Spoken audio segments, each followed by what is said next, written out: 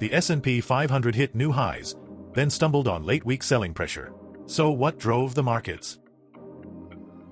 From July 11th to July 17th, the S&P 500 gained around 0.7%, touching an all-time high midweek before giving up some gains. The Nasdaq outperformed, while the Dow Jones lagged on weak banking stocks. Let's start with earnings. Companies like PepsiCo, United Airlines, and JP Morgan crushed expectations. Pepsi saw 7% gains after reporting higher-than-expected consumer spending. United Airlines rallied 4.5%, beating on both top and bottom lines, citing booming summer travel demand. Banks were mixed. JP Morgan topped estimates, but Wells Fargo disappointed on revenue guidance. Overall, about 71% of reporting S&P 500 companies beat expectations, a strong signal of resilience. Markets wobbled late Wednesday after reports that Donald Trump is considering removing Jerome Powell if re-elected. This added volatility to rate expectations and hit the dollar temporarily.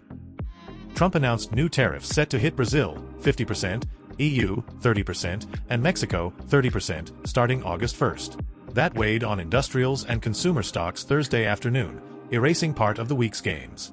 Markets are hoping it's more of a negotiation tactic than a lasting policy shift. But for now, the S&P pulled back nearly 0.8% on the news.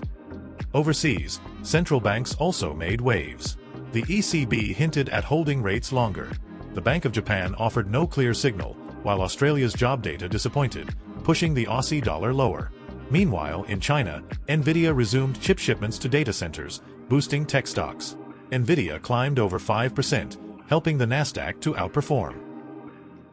So, strong earnings, solid data, global tension, and Fed drama.